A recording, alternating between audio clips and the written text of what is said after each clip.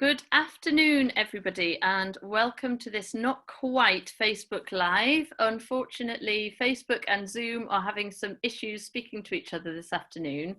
So we are pre-recording this afternoon's session, and Jonathan, my co-presenter, and I will be on Facebook once this video has been posted, so that if you have any questions for us, you can post them up during or after the session, and we will answer them as soon and as fully as we can. So this afternoon's session has been organised in response to a lot of demand from music hubs and music teachers all across the country and beyond, who have been starting to teach online, or maybe teaching online for a while, but doing a lot more in the advent of COVID-19 and everyone being at home. And if maybe you've just been starting with what technology you kind of have in the house. You've maybe been using a laptop, a phone, a tablet. You might have one extra mic hanging around. You might have tried slightly more sophisticated setups, but we've had an awful lot of questions about what technologies are best to use when you're doing online teaching, but also what technologies are sort of simple enough to use that they're not going to get in the way of your teaching and are affordable for what it is that you want to do. You may not all be delivering your online teaching all the time in the long term, so you might not want to invest hundreds of thousands of pounds at this precarious stage in kit, but there might be things that you've thought about that might improve the experience for you and improve the experience for your pupils. So we invited Jonathan Savage from UCan Play. Hi, Jonathan. Hi, Emily. To come along today and tell us a little bit about some of the options that are available to you as music teachers. NIMAS and UCan Play have been working together to find technical solutions for online music tuition for many years now.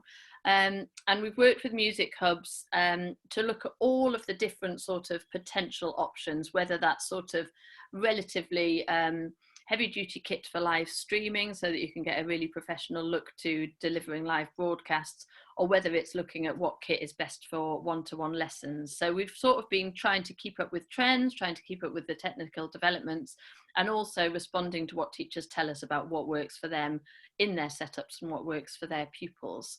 So Jonathan's going to talk us through kind of the options from basic level upwards and what sort of functionalities they have, what the pros and cons of them are. So Jonathan, I'm going to hand over to you. And I know that first of all, you just had some stuff to say about kind of how to select platforms, which is one of the questions that people have been asking quite a bit. Sure. Well, thanks very much, Emily, for inviting me. Yeah, I think there are three main areas that I wanted to touch on briefly. One would be the platforms for online instrumental teaching, and then a quick look at the video technology side of things, and finally the audio technologies, microphones and other bits and pieces that you might need. So I'm going to start with the platforms first of all. And when the Connect Resound project started, we used Skype for most of our online lessons, and that proved to be a good and reliable platform. More recently, we've moved to Google Hangouts, and that offers a broader range of opportunities, I think, for online music lessons, instrumental lessons, options to do sharings of files and other bits and pieces through the Google architecture. And then more recently, and certainly this has been the case in the last couple of weeks, we've been playing and exploring Zoom, which many of you will have seen and maybe even tried to host online meetings. And that offers, again, a good array of opportunities for instrumental lessons. So it's fair to say that there are sort of positive and negative aspects to each of those key environments, and I think you do want to spend a bit of time thinking what might be best for you in your particular circumstances, but all of them do rely on you having access to a computer, an inbuilt webcam at least, and an inbuilt microphone at least as well. So I just wanted to talk briefly about Zoom, which is probably the one that most people are only just becoming aware of. It offers some good opportunities, but it is limited in terms of time. if you're having multiple participants. But for your standard instrumental teaching, where it's a one-to-one, it's unlimited, so that's good. It's got waiting room facilities. It's got the opportunity to do some breakout activities if you do have a group as well. So there are, there's probably more than you need for, an average kind of instrumental lesson where it's a one-to-one lesson at least. Do remember with all of these platforms, though, that the safeguarding side of things is super important. And in the Connect Resound project, we have spent quite a lot of time thinking about safeguarding policies and practices, and those policies and practices are written up in a safeguarding guide, which is available on the Connect Resound site. I suppose the other thing about platforms is that, for the individual instrumental teacher working from home, that any of those platforms, will probably do the job. For those of you working in music services and music education hubs, I would suggest that you do think about how the organisation's side of things is represented in those environments. And there is a kind of corporate aspect to this, and you would want, I think, to make sure that your organisation is represented online in the right way.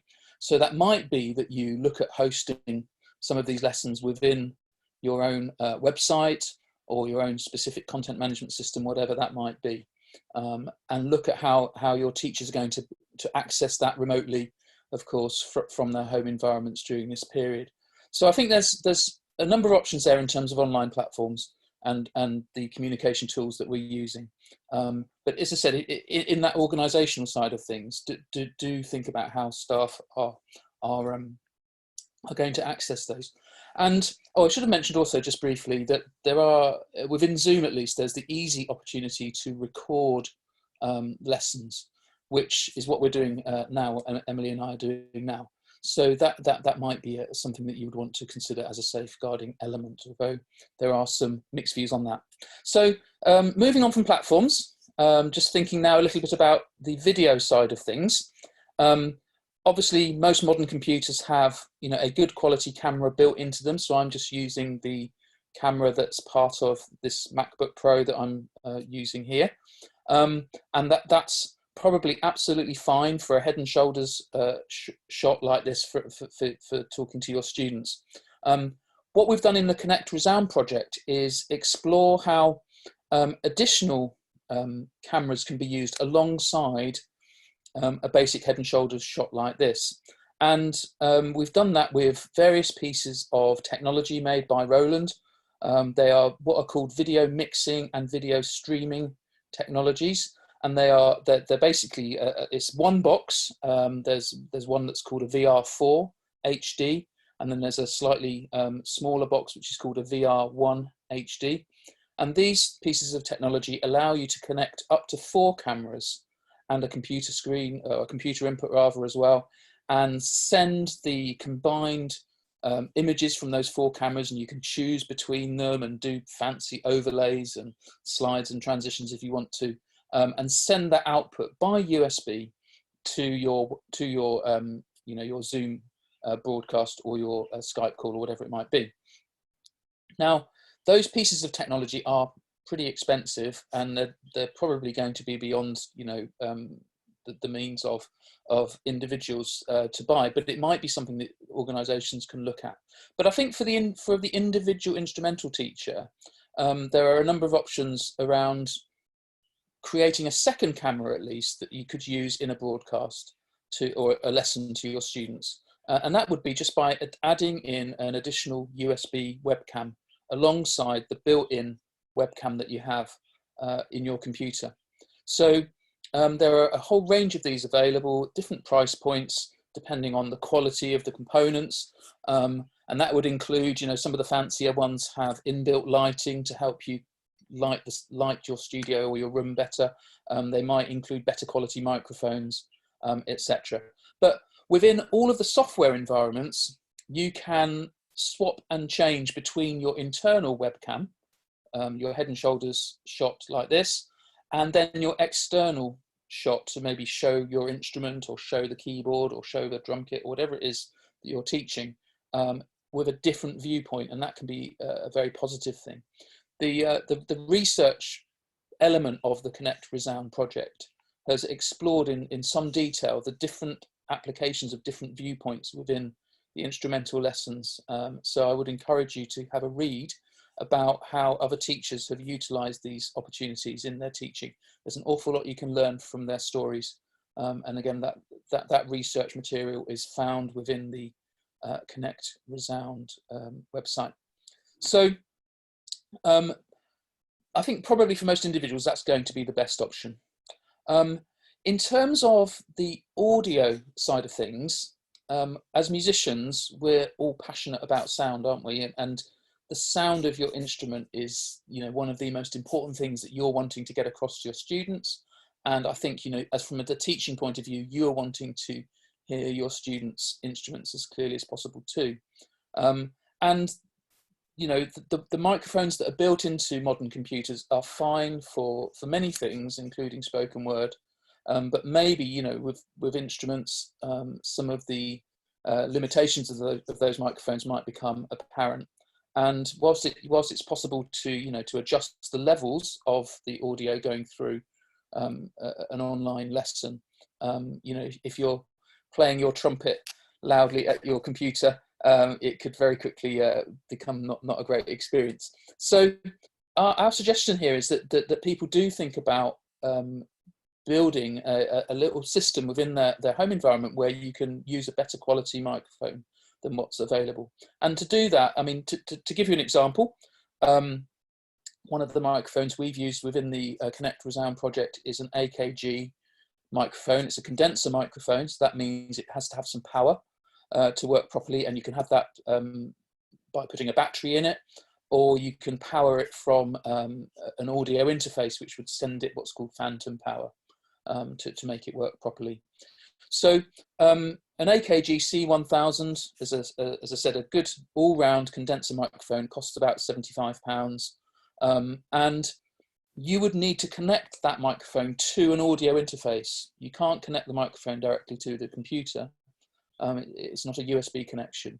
So you connect it to an audio interface, which would be, again, an additional cost of about £70 or £80 maybe. And then that audio interface connects to your computer by USB. And then you have access to a vastly superior quality microphone, and that will make a huge difference in terms of the quality of the audio experience that the student is getting. Now, clearly, the audio coming back from the student to you will just depend on what level of microphone they have in their home environment, and that might just be a webcam. But I think, from the teaching point of view, getting across the sound of your instrument in the right way is probably, I would say, the most important thing. So I would definitely recommend thinking about which microphone you're using and how you're connecting that to your computer. We've also, just on the microphone side of things, we've also explored within Connect Resound the use of lapel microphones for teachers and bringing those that audio stream into an audio interface.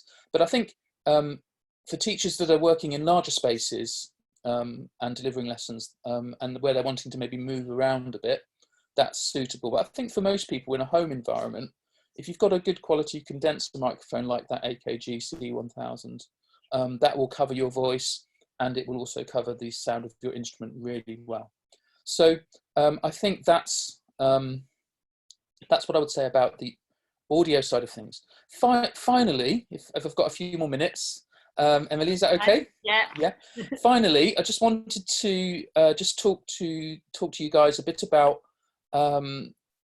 expanding, if you like, on instrumental teaching from just being a one-to-one transaction, if you like, a one-to-one lesson.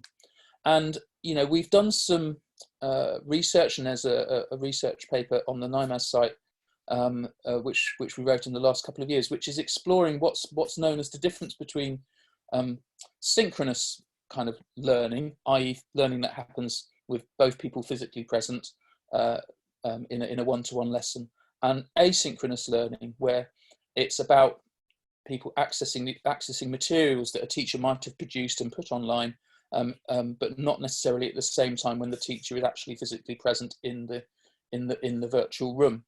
And my view is as people get more familiar with the processes of learning a musical instrument online, I think there will be a move away from instrumental lessons being solely about the one-to-one, and will be, some teachers at least, I think, will get this idea that learning an instrument can be about delivering content in a different way, and that might be about creating digital content within your teaching practice and sharing that online, and using that to supplement maybe one-to-one lessons as appropriate. So there are some key questions there for people, for instrumental teachers to think about. Which content is suitable for that sort of one-to-many distribution, if you like. I mean, it might, if I'm going to answer that question, it might be maybe some of the more basic things, like how to, how to play a C major scale on the piano, where you've got to put your thumb underneath. You might spend 10 minutes in every lesson for a whole, 7 or 8 times a day teaching that, where you could just do a little video and students could learn that themselves. Yeah, and you could then use that time within the lesson to prioritize some more musical things. Yeah. I don't know, things to do with musical expression. So make sure your scale has a good shape. It's got a nice sense of flow, or etc., etc. So you can make your own decisions about that, but you can see where I'm going with that. And I think in terms of technology, there's some really good technologies available that allow you to produce good quality video content quickly and easily. And you don't need to necessarily be a wizard at using, post-production video software like, iMovie or Adobe Suite, or whatever the latest video editing software is. You can do this live, and you can create content quickly and easily, and then share that. So one piece of technology that we've explored recently, which does this, is something called made by Roland. It's called the Go Livecast, and it's a small piece of technology that connects to your mobile phone, and it allows you to use a condenser microphone as well, without having to worry about buying an interface. And it also allows you to connect a second camera to the unit as well, and you can produce digital content on your mobile phone, which you can then either stream live via any of the streaming platforms, Facebook or YouTube, etc. But for this purpose that I'm talking about, you would want to set it to a recording mode, and you could produce small sequences of digital content, little videos, instructional videos that you could quickly share through whatever content management system you are using as a teacher, or your organization is wanting to use. So as this period of isolation continues, as it looks like it will, I think we can see that moving forwards, there will be a development in the teaching of musical instruments online that makes use of a broader range of technologies, and builds away from, or starting with the one-to-one, but moves into a more of an asynchronous pathway, perhaps. And technology can help us with that. And finally, I suppose what I would say is, I would encourage people to think about what the production values in all of this stuff are, and what they would look and sound like. So yes, whilst it's possible to do, online instrumental teaching with a simple webcam and a computer, what's going to happen is that people are going to build on that and produce a better quality environment with a better quality output and a better quality service. And I think for all of us, we're going to end up in a situation where there's going to be lots and lots of people wanting to do this work. And you need to ask yourselves, what makes my provision stand out? It's not just about what I'm doing as a teacher, although that is of central importance, but it's, have I got the right equipment around me to present that in the best possible way? And I think if you can think a bit about second cameras, condenser microphones, additional content, all of these things will help your provision stand out from the crowd moving forwards. I hope that was helpful, Emily. That's really helpful, Jonathan. That's a really good overview of kind of not just what people might want to think about, but why it's so important to think about just getting, as you say, getting those production values high as soon as possible. Obviously, people have had to leap in quite quickly and do what they can, where they can. And as you say, the quality of the teaching is what everybody would have wanted to guarantee first. But I think then looking at, as you say, sort of creating that professional environment, making sure that the technology you have serves your teaching, Yeah. and serves your lessons as well as possible is great. So you've given people lots of tools to do that. Thank you. Okay, you're welcome. And we're going to be publishing a written version of this guidance, aren't we? And we're going to be getting that up online in the next few days so that people can have a look and have a think about all the things that Jonathan said now. So I think we're now going to post this video and let you watch it at your leisure, and do hop onto Facebook and ask us questions.